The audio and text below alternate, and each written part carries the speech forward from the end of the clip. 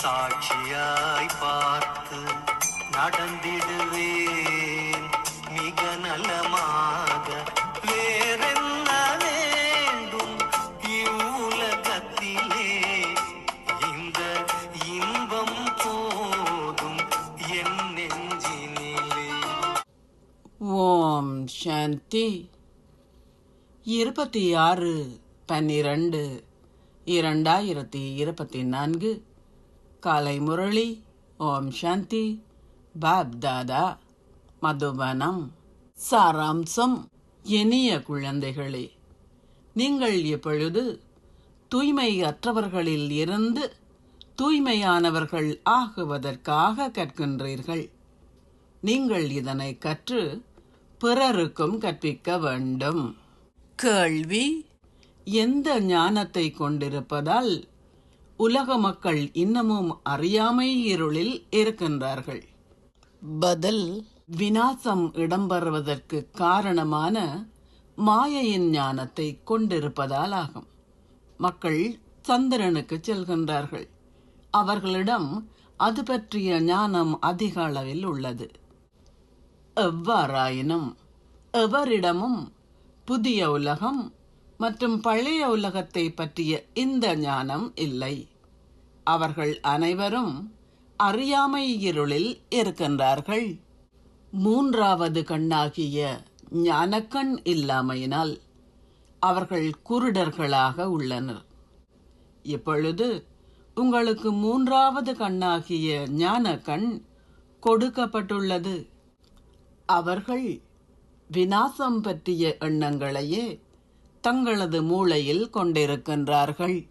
ஆனால் சதா உங்கள் புத்தியில் ஸ்தாபனைக்குரிய எண்ணங்களே இருக்கின்றன என்பதை ஞானம் நிறைந்த குழந்தைகளாகிய நீங்கள் அறிவீர்கள். ஓம் சாந்தி. தாரணைக்கான சாராம்சம் 1. உங்களை மனிதர்களிலிருந்து தேவர்களாக, அதாவது விகாரமுடைய மனிதர்களிலிருந்து விகாரமற்ற மனிதர்களாக மாற்றுவதற்காக தந்தை இந்த தாதாவினுள் பிரவேசித்து கீதை ஞானத்தை உங்களுக்கு கொடுக்கின்றார். எனவே சதா இந்த நம்பிக்கையுடன் முன்னேறுங்கள். ஸ்ரீமத்தை பின்பற்றி மேன்மையானவர்களாகவும் நற்குணவான்களாகவும் ஆகுங்கள். 2. நினைவு யாத்திரை மூலம் உங்கள் புத்தியை ஒரு தங்க பாத்திரம் ஆக்குங்கள். இந்த ஞானத்தை சதா உங்கள் புத்தியில் வைத்திருங்கள். இதற்கு நீங்கள் நிச்சயமாக முரளியை செவிமடுக்கவும் கற்கவும் வேண்டும். ஆசீர்வாதம். நீங்கள் உங்களின் பதவியை உணர்ந்தவராக இருப்பதன் மூலம் சதா யோகியாக இருந்து மாயையை வென்றவர் ஆகுவீர்களாக. உலகில் ஒரு பதவியை வகிப்பவர்கள் ஒருபோதும் தமது பதவியை மறப்பதில்லை.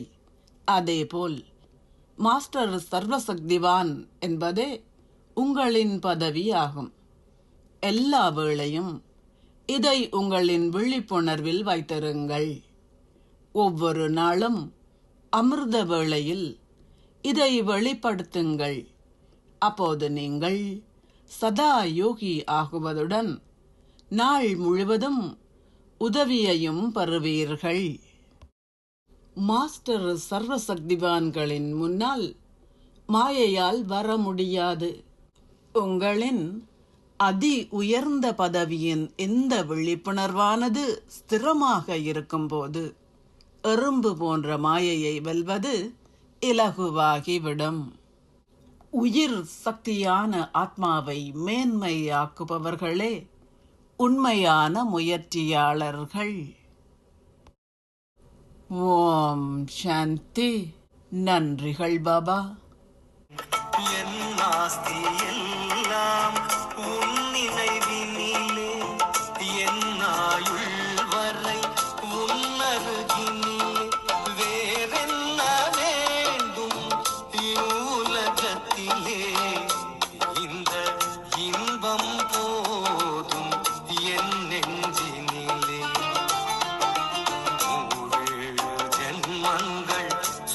உள்ளத்தில் நான்